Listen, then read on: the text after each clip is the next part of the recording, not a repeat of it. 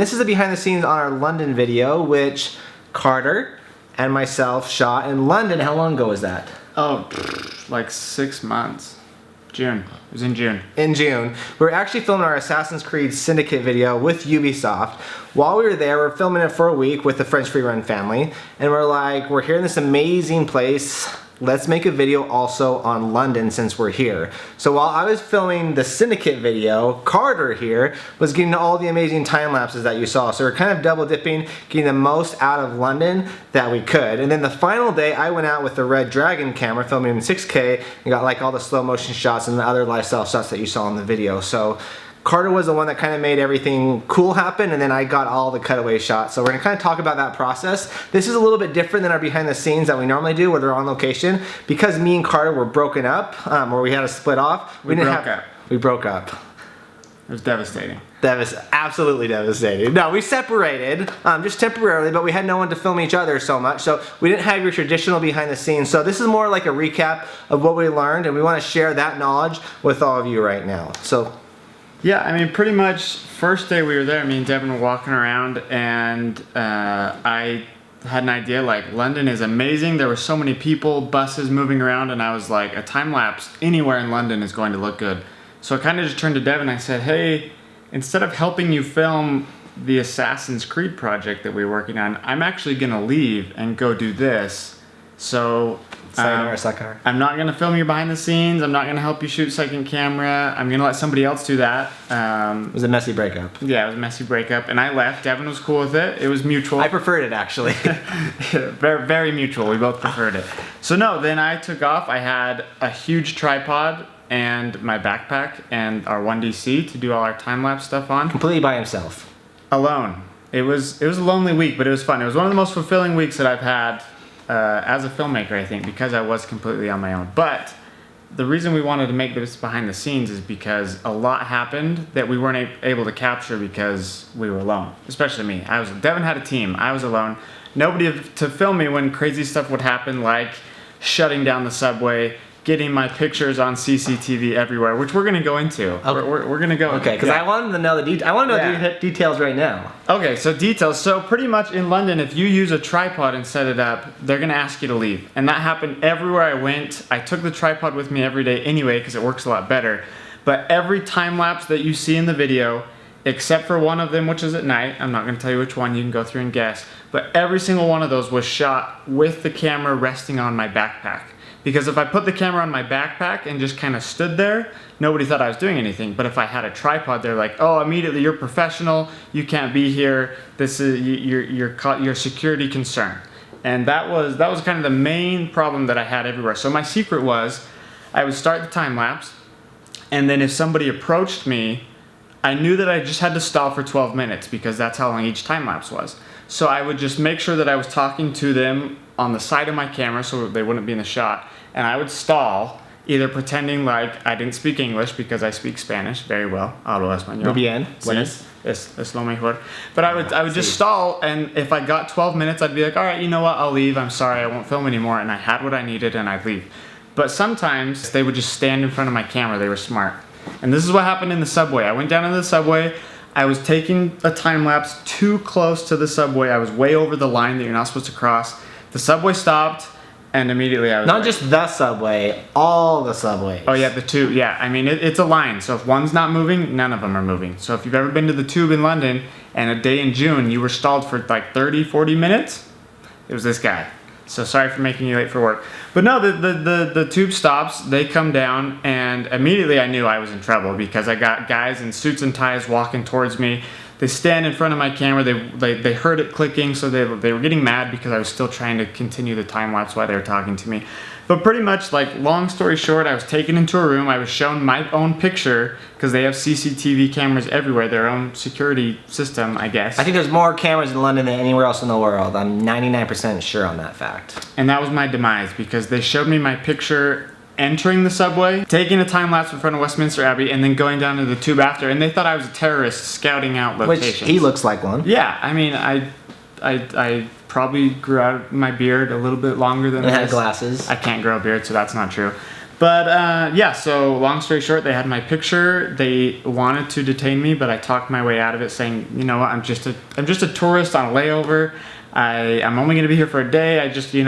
I have my tripod because I like taking pictures. And they knew I was lying, but I had a good face, so they let me go. Surprised me. It was scary. I was scared.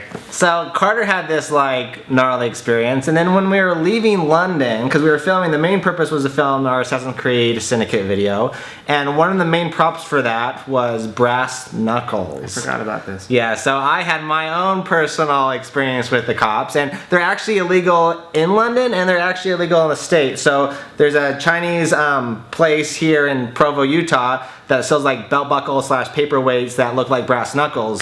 So we bought a couple of those because that's the main thing in the actual video game for Assassin's Creed Syndicate. So we brought those to London. We filmed with them for the final fight scene, which you don't even see them, so there was no point in having them to begin with. And then when we were leaving London, because we'd filmed all that night, I had stuck 2 brass knuckles in my laptop bag that's always on me when we travel. So all of a sudden the cops pulled me aside, and as I was going through where they scan your equipment, they saw 2 brass knuckles, which is super illegal in London. So all of a sudden I had about 3 or 4 cops pull me aside, and it was about an hour of investigation, doing a background check, and then I just found out I can't ever work in London again. I can never be a school teacher in London, so it was actually devastating, but it was also a blessing.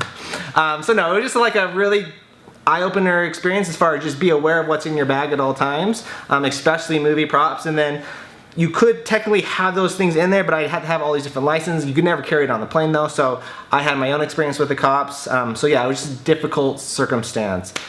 Yeah. Any other gnarly things that happened?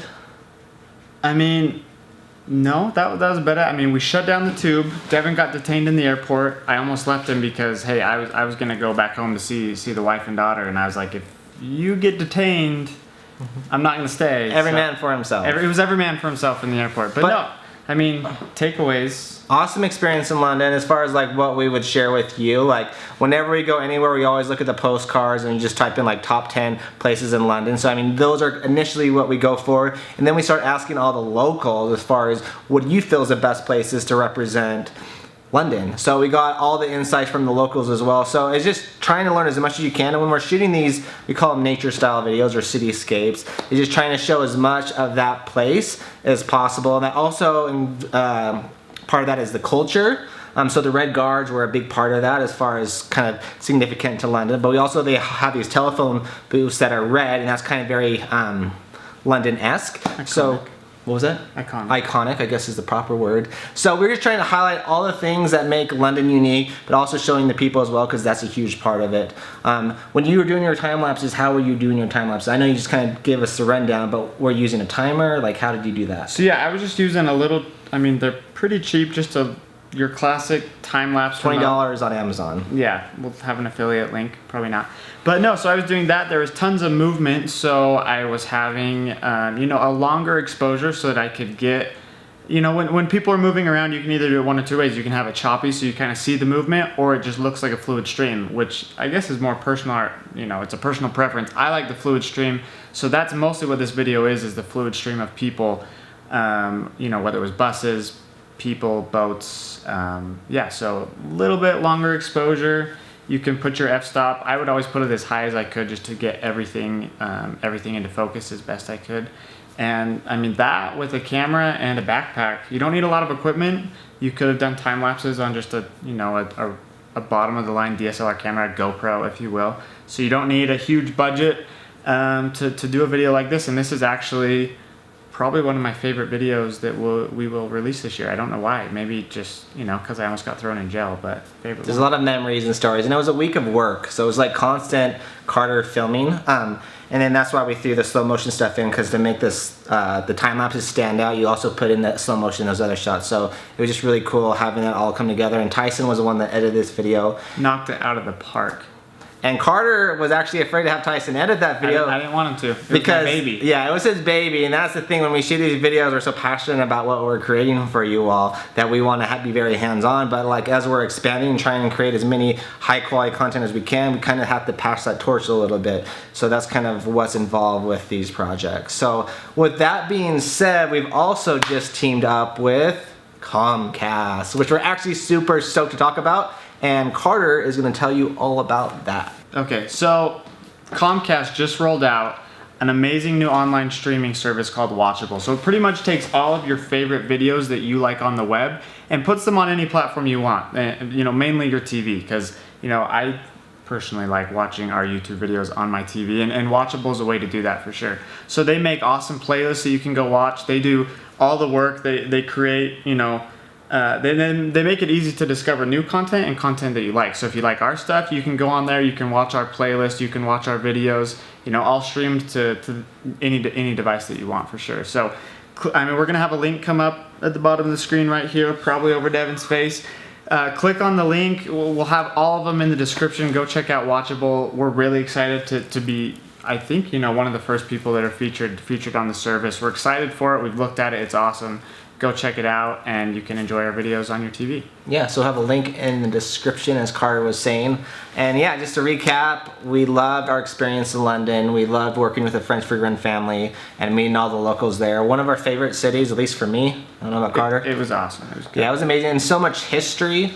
And yeah, it's just exciting. So thank you for supporting us. If you haven't watched that video yet, our London video, click the link that's gonna pop up right after this. Check out the Comcast link below, Watchable. And yeah, as we always say, oh wait. One last thing. When people do these talking videos, I always wonder, how did they shoot that? So this is a really easy, simple setup with what we're doing. We're shooting on the 5DSR actually with the Rode mic. And then we're gonna turn the camera around really fast just because I want you to see. It's on a tripod. So we have a light right here, which is really bright light, and a white sheet. And this is our brand new office. This is one room in our office, so we're still trying to figure that out. Here, I'm just gonna hold it like this. I might be way out of focus. But yeah, that's how we shot this. Very simple lighting though. Thanks for watching. As we always say, over and out.